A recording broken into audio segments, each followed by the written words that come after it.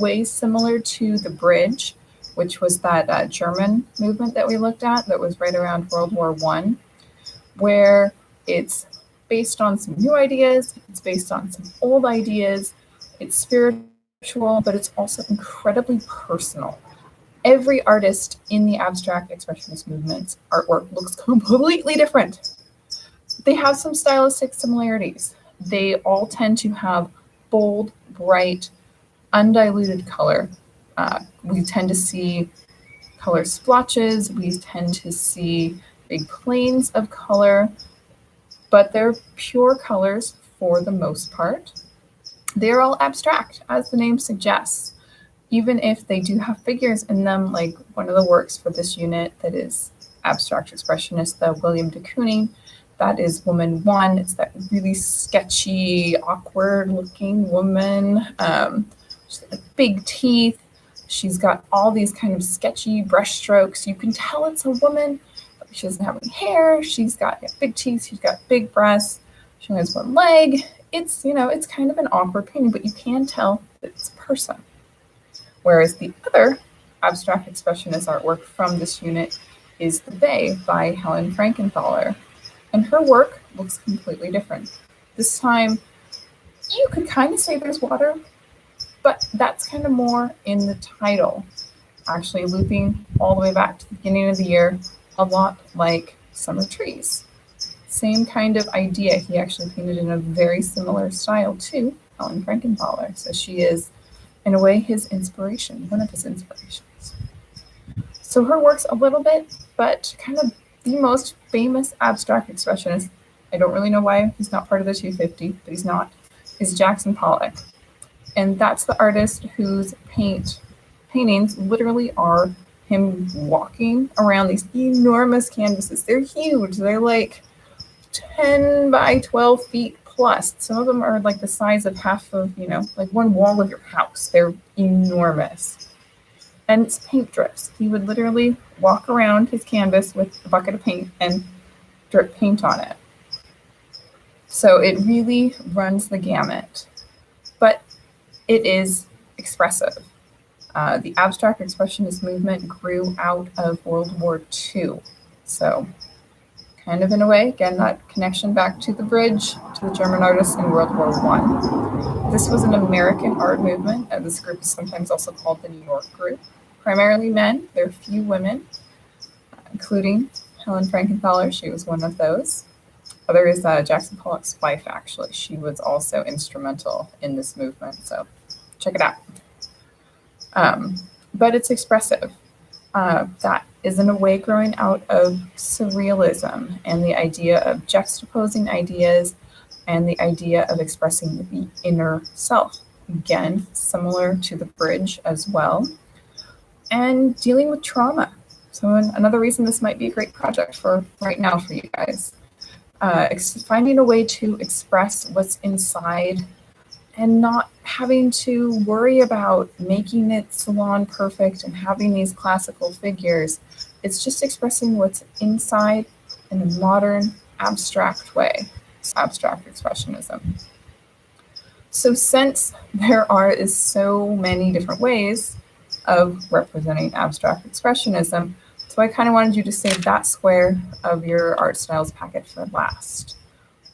But yours might look different than your friends. Share too. If you're feeling lonely, share your picture with somebody else. Share what you did. Yours is probably going to look different than your friend or your neighbors. So I'm actually got 4 pieces of paper, and I'm going to do 4 different styles, just going again off of this idea. So since this packet is also required that you have something that you're representing, in this case, I'm doing Vaporeon, I should be able to tell that you're still working with that figure. This is going to be the really sketchy type of one.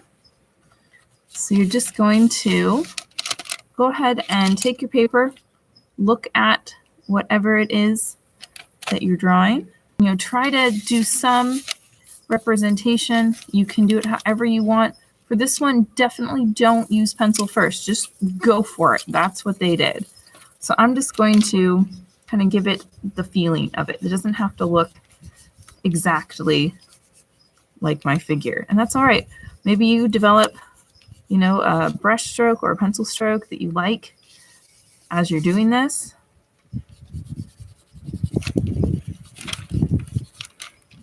Maybe you choose to put in some other colors. It doesn't necessarily even have to be proportional. Kind of let your mind go, let your feelings come out. That's part of how these guys worked.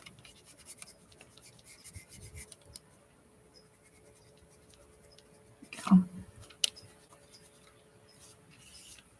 Think about kind of the key features. What's the most important thing in your figure? Or in whatever your scene is. So just kind of work at it, layer upon layer, stroke upon stroke. Again, it doesn't have to look perfect. It's not the point of abstract expressionism. Maybe some features are going to stand out more than others. That's okay. Again, that's not really, what we're going for with this particular style. So this one is probably going to be your fastest one too. Unless you are really kind of in a meditative mode or mood while you're doing this.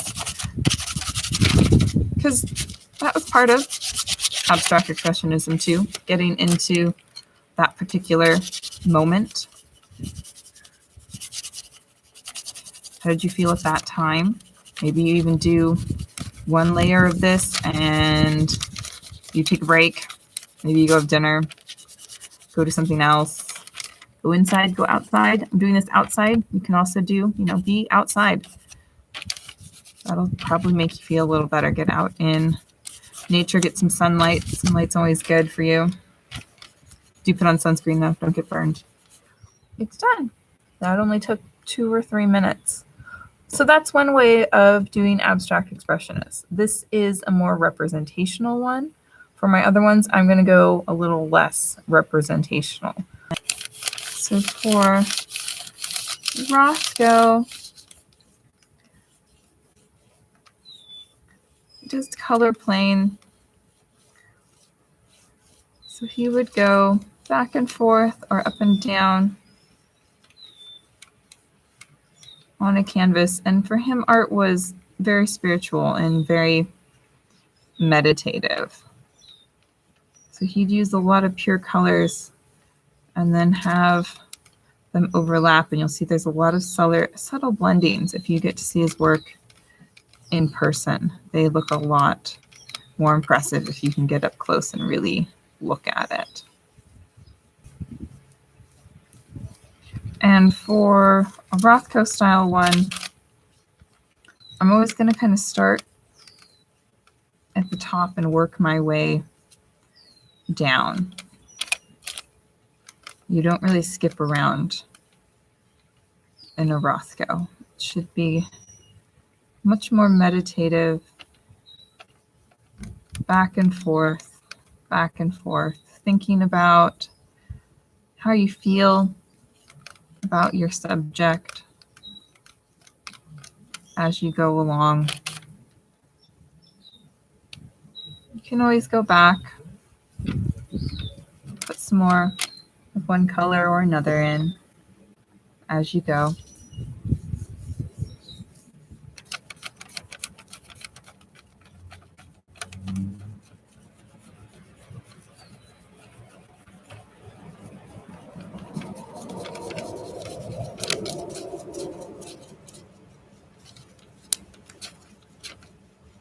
I went through a little bit by accident, but I kind of liked it, so now I'm going to pull it through my whole composition,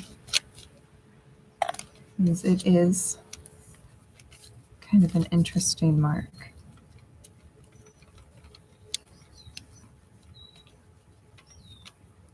All right, so here is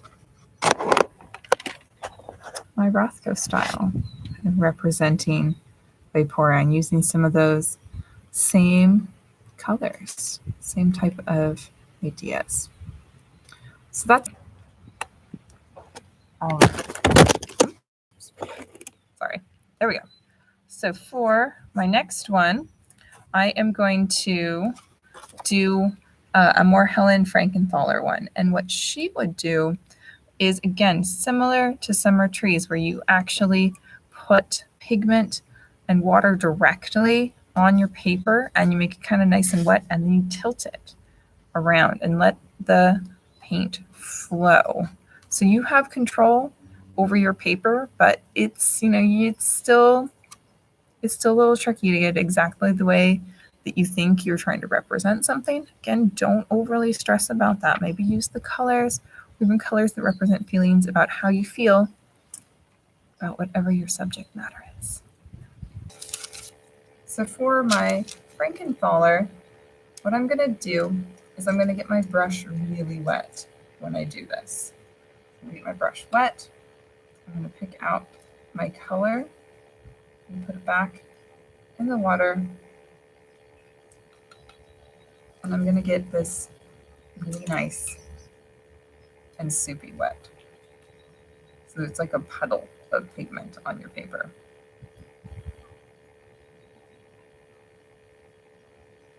So next, I'm going to actually paint by moving the pigment around my paper, and the gradient on your paper is going to make a difference as well.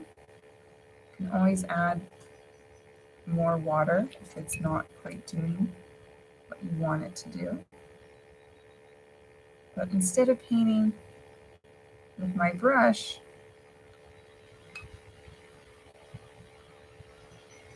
I'm going to paint with the water.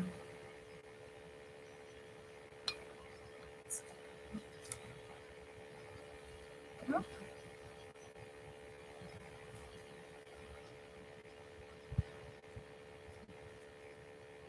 back and add some bridges if it's not, again, going quite the way you want it to. It's okay.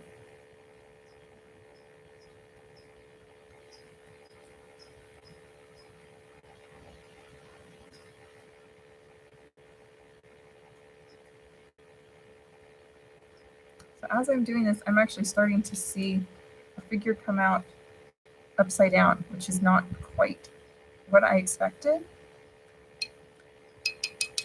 But that's okay, it's actually right side up for you guys. So I'm starting to see this come out naturally, not even quite how I was originally thinking it would work, but that's okay. A little bit of a background.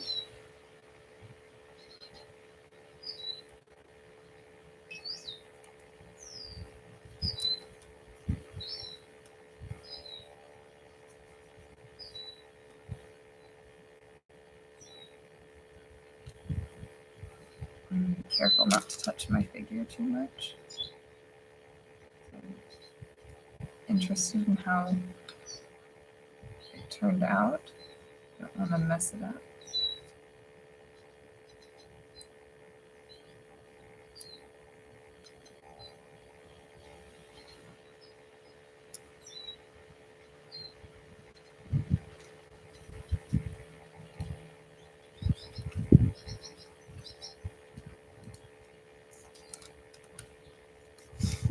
If it runs a little bit, I'm okay with that too.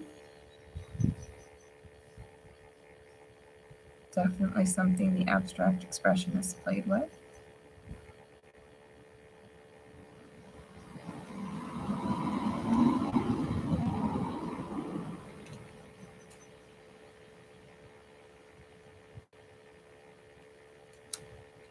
All right, so I'm going to leave that one and I'm going to let it dry. So for my very last one, I'm going to do a Jackson Pollock style one. Got my water, got my colors, and he would walk around and drip. Since that's sometimes a little bit harder, I'm going to do it this way, where I am shaking my brush, or You can even get another brush and tap it, and that's going to get some nice splatters on your work. So remember, it's about the process more than anything that becomes super representational.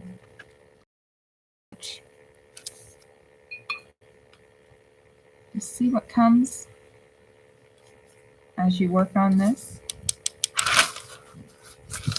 So here you've got the wind as a factor even in this case. There we go. So that is abstract expressionism in about a 40-minute lesson. So this one shouldn't take you super long. Again, some of these I did in just 2 or 3 minutes. Some will take more time. Some, like my Frankenthaler type of one, as it dries, the paper is moving and it's creating some different swirls and lines and things. It's all part of the process. So it's okay. This one doesn't look representational. Doesn't have to for abstract expressionism. Again, think about my Rothko style one.